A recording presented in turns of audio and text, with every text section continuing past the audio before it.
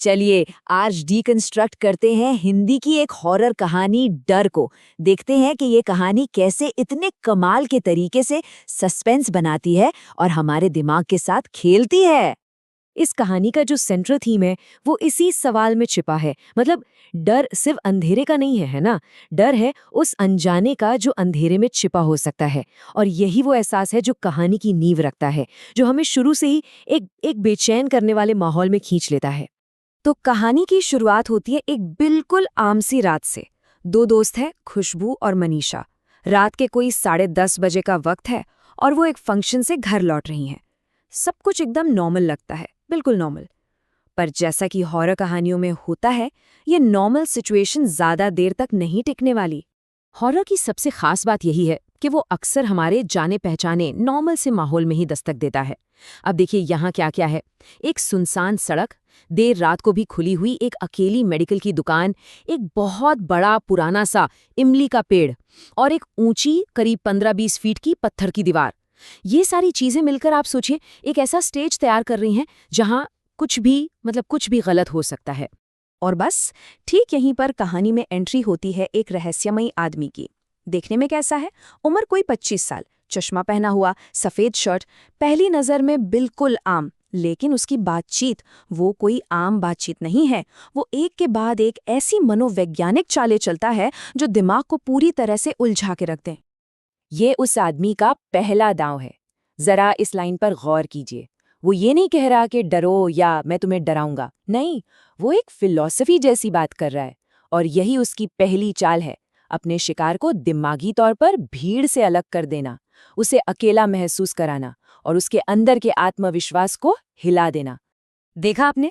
बस एक लाइन, और इस एक लाइन से उसने खतरे को बाहर की दुनिया से खींचकर सीधा खुशबू के दिमाग के अंदर प्लांट कर दिया। अब खुशबू खुद अपनी हिम्मत पर शक करने लगेगी। क्या वो सच में बहादुर है? ये होती है दिमाग से खेलने की कला। और ये रही उसकी दूसरी और भी शातिर चाल।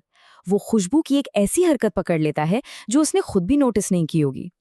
ये सोचना कि भूतों के पैर उल्टे होते हैं, ये एक आम लोक कथा है। और इसी डर से खुशबू बार बार उसके पैरों को देख रही थी।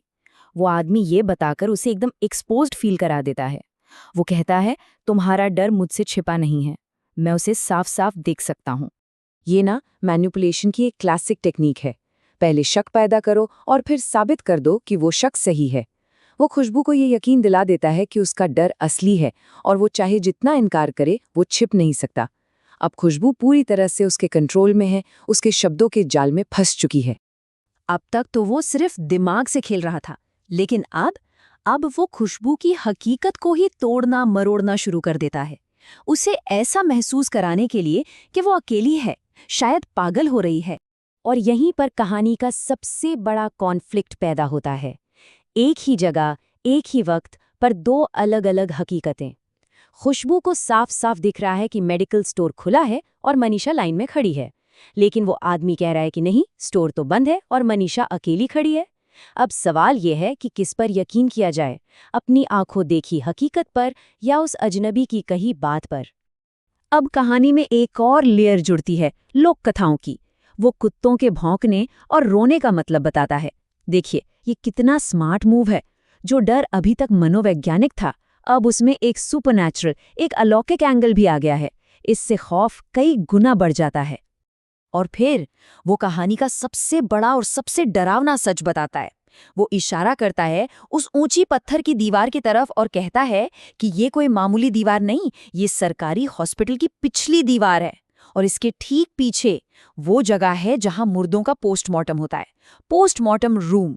तो अब वक्त आ गया है पर्दा उठने का। सारी कड़ियां जुड़ने वाली हैं। एक के बाद एक ऐसे खुलासे होंगे जो खुशबू को उस भयानक हकीकत का सामना करने पर मजबूर कर देंगे जिससे वो अब तक अनजान थी। और फिर सच्चाई एक एक करके 3 झटकों में सामने आती है। पहला झटका, फोन बजता है और फोन पर असली मनीषा है। वो बताती है कि वो तो 2 घंटे पहले ऑटो पकड़कर घर पहुंच गई थी। तो फिर वहां कौन था? दूसरा और सबसे बड़ा झटका, खुशबू की नज़र अस्पताल में रखे एक अखबार पर पड़ती है। हेडलाइन है, एक नौजवान के एक्सीडेंट में मौत। और तस्वीर उसी आदमी की है। वो एक भूत से बात कर रही थी। सारे शक अब खत्म हो चुके थे, लेकिन एक आखिरी विजुअल सबूत मिलना अभी बाकी था। और वो सबूत खुशबू को अपनी आंखों से मिलता है। वो देखती है कि वो आदमी, वो भूत, उसी पत्थर की दीवार के आर पार चला जाता है, पोस्टमार्टम रूम की दीवार के अंदर। ये मंजर इतना खौफनाक था कि वो वहीं बेहोश हो जाती है। कहानी अब अपने दुखद अंत की ओर बढ़ रही है, और ये अंत हमें सोचने पर मजबूर करता है कि असली लड़ाई किसी भूत या बाहरी शक्ति से नहीं, बल्कि हमारे अंदर बैठे डर से होती है। बेहोश होने से ठीक पहले खुशबू के कानों में उस भूत के आखिरी शब्द गूंजते हैं, शिकार पसंद आया।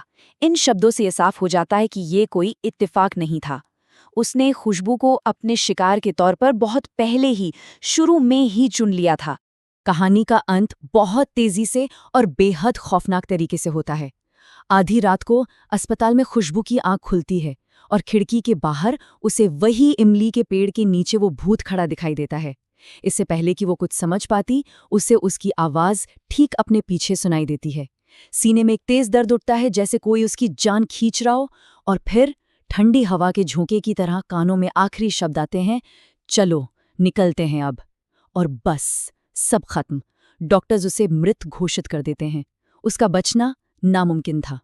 तो हम इस कहानी के विश्लेषण को इसी सवाल पर खत्म करते हैं। क्या खुशबू के दिल में उठा वो डर सिर्फ एक एहसास था, या फिर एक चेतावनी थी, एक सिग्नल जिसे शायद उसे अनदेखा नहीं करना चाहिए था? ये कहानी हमें इसी गहरी सोच में छोड़ जाती है।